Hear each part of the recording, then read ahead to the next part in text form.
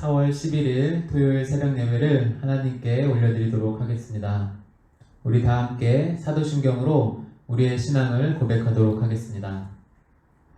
전능하사 천지를 만드신 하나님 아버지를 내가 믿사오며 그 외아들 우리 주 예수 그리스도를 믿사오니 이는 성령으로 잉태하사 동정녀 마리아에게 나시고 본디오 빌라도에게 고난을 받으사 십자가에 못 박혀 죽으시고 장사한 지 사흘 만에 죽은 자 가운데서 다시 살아나시며 하늘에 오르사 전능하신 하나님 우편에 앉아 계시다가 저리로서 산자와 죽은 자를 심판하러 오시리라.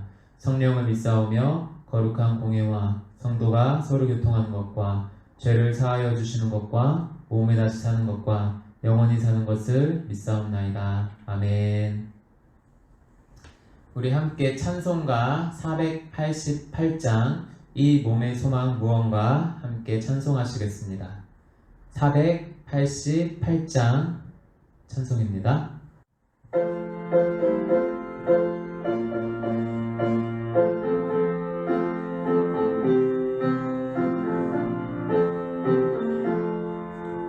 이 몸의 소망 무언가 우리 주 예수뿐일세. 우리 주 예수 밖에는 믿을 이하 주 없도다.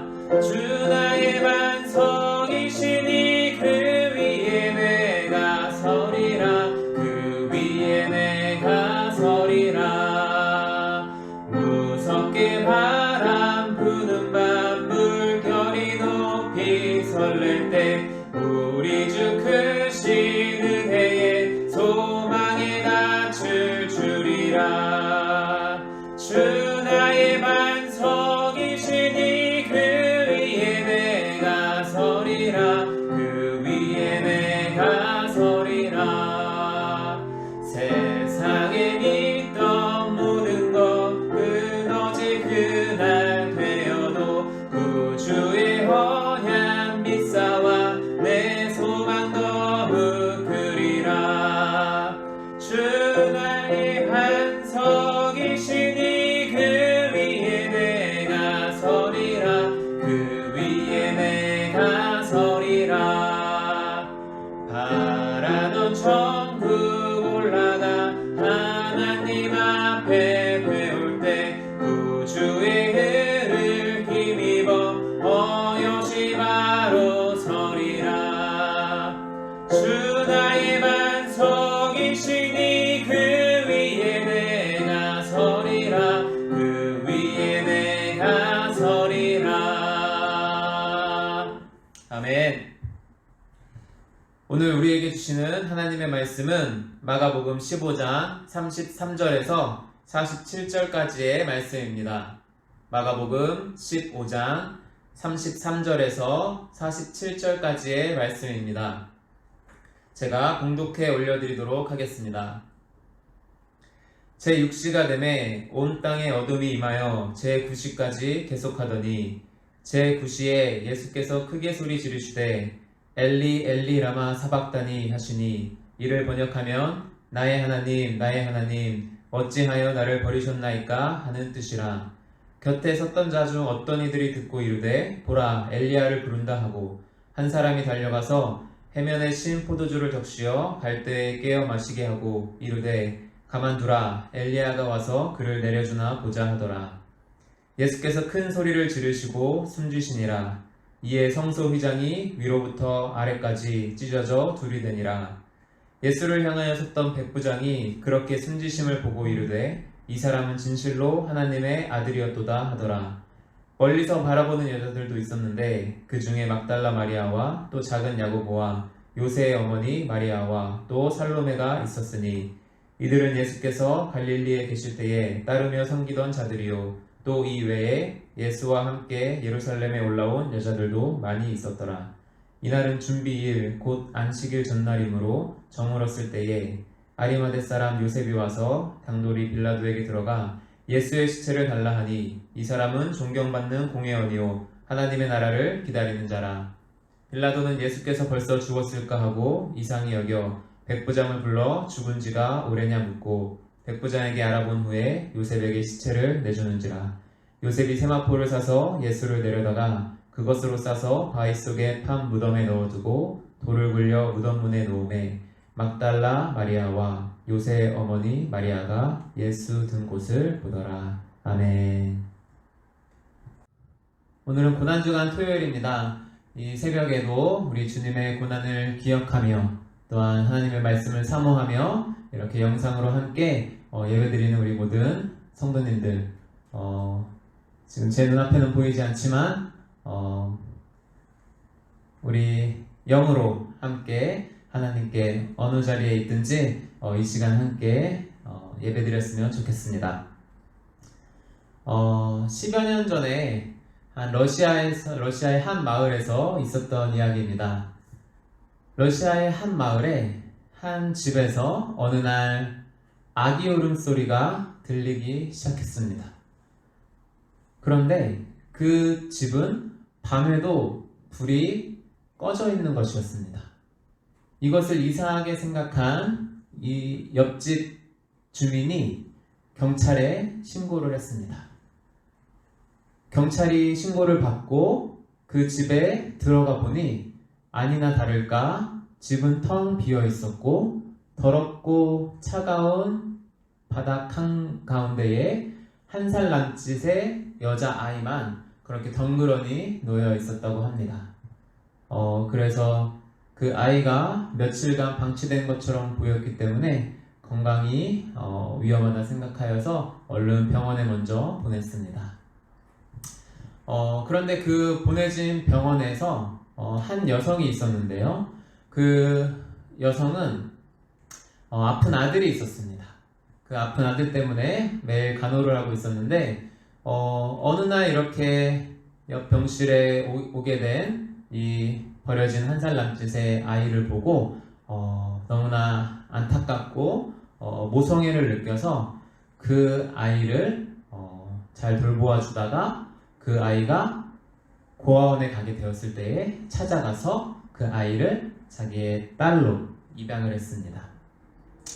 그렇게 이제 입양을 해서 집으로 데려왔는데 이 아이가 그 어린 나이에 버려진 트라우마 때문인지 음식을 잘 먹지도 못하고 야외에 나가서 이렇게 걷는 것도 되게 어려워했다고 합니다. 그럼에도 불구하고 정말 친자녀처럼 지극정성으로 보살펴주고 그 트라우마를 극복할 수 있도록 댄스 학원 이제 성장해서 댄스 학원에도 보내주고 여러 가지 서포트를 해주면서 다행히 그 아이는 여느 또래 아이들처럼 이렇게 활발한 아이로 자라날 수 있게 되었다고 합니다. 얼굴은 되게 거무잡잡한 피부였다고 하는데요. 그래서 놀림도 많이 받고 했지만 그러나 그 어머니는 입양해주신 어머니는 그 외면적인 아름다움에 있어서 다른 사람과 비교하지 말고 너 자신의 것을 소중히 여기라는 것을 계속 이렇게 강조해 주면서 그 아이가 그러한 열등감에도 극복할 수 있게 해주었고 감사하게도 그 아이가 미인 대회라든지 어떤 장기자랑 대회라든지 그런 것에 이제 입상되게 되고 또한 그 일로 인하여서 어린이 모델 일을 하게 되고 그러면서 그 아이의 스토리, 특별한 스토리와 그 아이의 그러한 수상 경력들, 모델로서의 경력들 이러한 것들이 러시아에서 알려지게 되면서 유명인이 되었습니다. 그런데 그렇게 유명세를 타자 그 10여 년 전에 그 아이를 버렸던 그 친어머니가 그 아이와 연락을 하고 싶어서 연락을 시도합니다. 그런데 그 아이는 자기를 지금까지 키워주신 그 어머니가 진짜 어머니라고 하면서 그 친어머니의 연락 시도를 거절했다고 합니다. 이 뉴스 기사에서 친어머니에 대한 이야기는 자세하게 다루고 있지 않아서 어떻게 그 어린 아이를 버리고 그냥 가버릴 수가 있었는지 어떤 사정이 있었는지는 잘 알지 못합니다. 그런데 우리가 상식적으로 생각할 때 아무리 힘들고 어렵더라도 이 아이를 그 갓난 아기를 버린다는 것은 쉽게 이해할 수가 없는 것 같습니다. 그런데 오늘 본문 가운데서도 아들을 버리시는 아버지의 모습, 다소 이해하기 힘든 그러한 말씀이 우리 가운데 나타나고 있는 것을 볼 수가 있습니다. 오늘 본문은 예수님께서 숨지시기 직전부터 예수님께서 돌아가시고 그리고 무덤에 안치되기까지 시간적으로 하면 대략 여기 33절에 제6시라고 표현되어 있듯이 오늘날의 시간법으로 하면 정오라고 합니다. 그래서 정오부터 이렇게 예수님께서 무덤에 들어갈 해질녘까지 이제 지금 이 시기가 이스라엘의 6월절 시기인데요. 아마 이제 2000년 전에도 그 해가 지고 뜨는 것이 비슷했다면 제가 오늘자로 검색해 보니까 해가 7시면은 이스라엘에 지금 현재 일몰이 된다고 합니다. 그러니까 오늘 본문의 시간은 길면은 7시간 아니면 적으면은 6시간 그 시간 가운데에 일어났던 일들을 마가가 기록한 것입니다.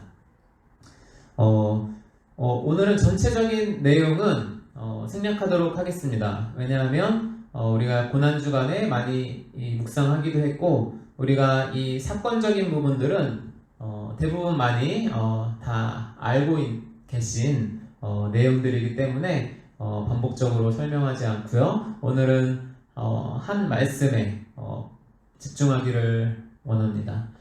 그 한 말씀은 바로 예수님께서 돌아가시기 직전에 하셨던 그 말씀, 그 외치심을 우리가 한번 오늘은 이 시간에 짧은 시간이지만 깊이 묵상해보고 그 묵상 가운데에 나온 말씀을 붙들고 우리 하나님께 오늘 하루 기도하면서 내일을 준비하는 거룩한 토요일이 되었으면 좋겠습니다.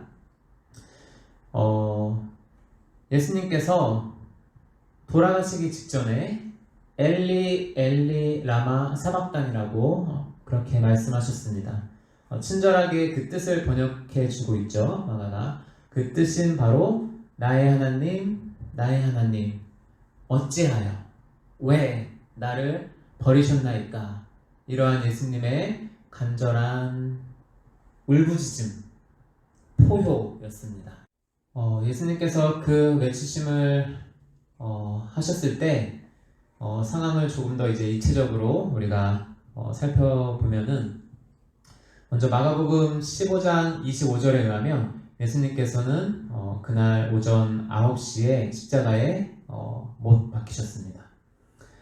그리고 23절 말씀에 보면 예수님께서는 사람들이 준 몰약을 탄 포도주를 거절하시는 장면이 나옵니다. 이 몰약을 탄 포도주는 그때 당시에 이런 십자가형을 당하는 그 죄인들에게 아주 최소한의 자비로 일종의 마취 효과가 있는 그 몰약을 탄 포도주를 제공했다고 합니다. 그런데 예수님께서는 그마저도 거절하신 것입니다. 온전히 그 십자가의 고통을 고스란히 예수님께서 받기를 선택하신 것입니다. 그래서 시간적으로 보면 예수님께서 9시에 십자가에 못 박히셨고 정오쯤 되었을 때에 해가 가려져서 온 세상에 어두움이 임하고 그리고 오후 3시쯤 되었을 때에 이 모든 상황 가운데서 이제 곧 숨이 끊어질 것을 예수님께서 그 앞둔 상황 속에서 예수님께서 이 외치신 고백이 바로 나의 하나님 나의 하나님 어찌하여 나를 버리셨나이까. 이러한 울부짖음이었습니다. 우리 성도님들도 살면서 이러한 질문 혹은 이러한 외침을 하나님께 하신 적 다 있으시죠? 언제 그렇게 외치시죠? 하나님께서 내 기도를 전혀 들어주시지 않는 것 같고 전혀 하나님이 계신 것 같지 않고 하나님이 부재하시는 것 같고 내 상황은 계속 설상가상 엎친데 덮친 격으로 안 좋은 일이 계속해서 생기고 또 생길 때 정말 어찌할 어찌할 방법이 없을 때 그 순간에 우리는 하늘을 향하여서 하나님, 하나님, 저를 버리셨습니까? 하나님, 왜 나를 버리셨습니까? 이러한 고백을 우리 성도님들은 다 한 번쯤 해보셨으리라 생각합니다. 저도 짧은 생을 살았지만 그러한 시기를 거쳤었고요. 하나님의 부재 가운데 있는 것이, 하나님의 침묵 가운데 거하는 것이 얼마나 고통스러운 일인지를 너무나도 잘 알고 있습니다. 그런데 우리는 죄인들이기 때문에 상관이 없는데 예수님께서는 전혀 죄인이 아니신데도 그러한 질문을 하고 있다는 것이 오늘의 말씀의 포인트입니다. 예수님께서 정말로 궁금해서 하나님께 질문한 것은 아니겠죠? 왜냐하면 예수님은 누구보다도 십자가에서 죽으시는 그 이유를, 그 목적을 너무나도 잘 아셨습니다. 그런데 그 모든 것을 아시는 주님께서 마지막 순간에 그 외치신 그 외치심은 사실 하나님께 향하고 있는 것처럼 보이지만 사실 그 질문은 그 십자가 주변에 있던 사람들, 그리고 오늘날 성경을 통해서 이 말씀을 대하고 있는 우리들에게 던지시는 질문입니다. 예수님이 왜 버림을 받으셔야 했습니까? 우리 한국 사람들은 성격이 급해서 이러한 질문을 하면 너무나 빨리 정답을 이끌어냅니다. 또 너무나 다 똑똑하셔서 지금까지 들어온 설교들을 다 종합해봐서 이거에 대한 답을 쉽게 내실 수 있다는 것을 잘 알고 있습니다. 아마 보편적으로 이 질문에 대한 대답은 아마 우리 죄 때문에 그렇습니다. 예수님께서 의인이시지만 그렇게 십자가 고통을 당하시고 하나님의 버리심을 당하는 고통을 당하신 것은 바로 우리의 죄 때문에 그렇습니다. 라고 이러한 정말 교과서적인 정답을 우리 모두가 다 낼 수 있다고 생각을 합니다.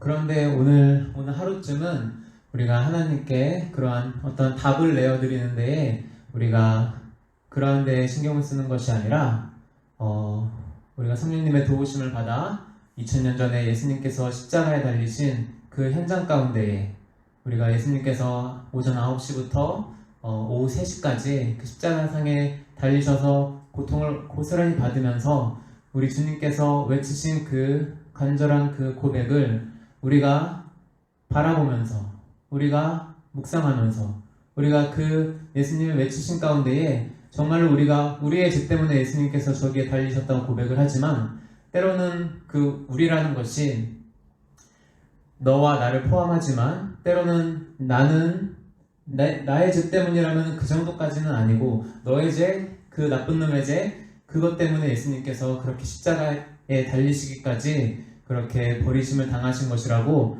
고백하는 것이 아니라 정말로 다른 사람 다 제껴두고 나 혼자만의 죄 때문이라도 예수님께서는 아마 십자가에 달리셨을 것입니다. 우리가 오늘 그 사실을 기억하면서 오늘 예수님의 그 간절한 울부짖음 가운데 우리가 깊이 우리의 머릿속에, 우리의 가슴속에 메아리 쳤으면 좋겠고, 그 묵상 가운데에 주님, 정말로 주님께서 그렇게 버리심을 당한 것은 제가 마땅히 버리심을 당해야 할 그 형벌을 우리 주님께서 당하신 것입니다. 이렇게 마음속에서부터 간절히 우러나올 수 있는 고백이 오늘 하루 가운데에, 또 우리의 삶 가운데에 고백되어지기를 간절히 축복합니다. 말씀을 마쳤고요. 이제 우리 함께 기도했으면 좋겠습니다. 먼저 우리 교회를 위해 기도해 주실 때에 이제 우리가 이사를 마치고 거의 마무리 작업 거의 진행 중에 있습니다. 그 마지막 마무리 작업이 잘 진행되어지고 안정되어질 수 있도록 기도해 주시고, 또한 이제 코로나가 점점 이제 확진자가 줄어들고 점점 잠잠해지고 있는 상황인데 코로나19가 속히 종식되어지고 우리가 자유롭게 우리가 모여서 하나님 앞에 예배드릴 수 있는 그날을 우리가 사모하면서 우리 함께 두 가지 제목 놓고 기도해 주셨으면 좋겠고, 또 오늘 설교 말씀을 기억하시면서 주님께서 버리심 당했던 이유, 그 이유에 대해서 우리가 개인적으로 깊이 묵상하고 우리 나만이 드릴 수 있는 그 기도의 제목, 우리 다른 분의 죄를 우리가 대신 고백하고 기도할 수 없잖아요. 그러니까 우리가 하나님과 나와의 1대1 관계 속에서 우리가 주님께 고백해야 되는 그 기도를 오늘 하나님 앞에 드림으로 오늘 주간 토요일 거룩하게 잘 보내시면 좋겠습니다. 우리 다 함께 집에 계신 분은 조용히 마음속으로 우리 주님의 이름 한번 외치시고 우리 기도하도록 하겠습니다. 주여!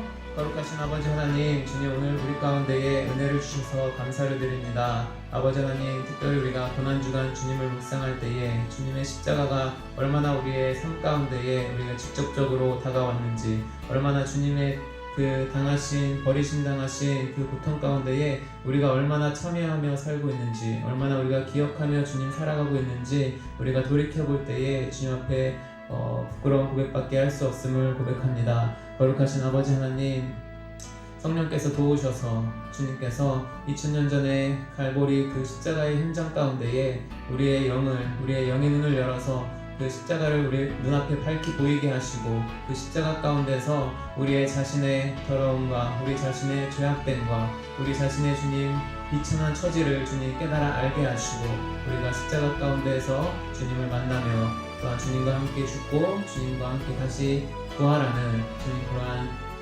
주님 바른 신앙을 가지고 우리가 살아갈 수 있도록 주님 함께 역사하여 주시옵소서. 사랑하는 아버지 하나님, 특별히 코로나를 위하여서 기도드립니다. 주님, 코로나로 인하여서 여러가지 교회의 어려움들 또한 이 사회의 어려움들이 주님 있어서 우리가 함께 고통 가운데 있습니다. 이 고통 가운데 고난 가운데에 주님께서 함께하여 주시고 주님께서 기뻐하시는 뜻대로 주님께서 정하신 시간에 이 모든 것들이 해결되어지고 주님 영광 받으시는 주님 그날로 주님께서 인도하여 주실 줄을 믿습니다. 사랑하는 아버지 하나님, 특별히 이제 교회 새 성전을 허락하시고 주님 이 새 성전에서 주님 다시 금예배를 회복하고 주님 앞에 나아갈 수 있게 하시는 감사를 드립니다. 이곳에서 더욱더 주님의 영광을 위하여서 우리 모두가 다 거룩한 생활을 감당할 수 있도록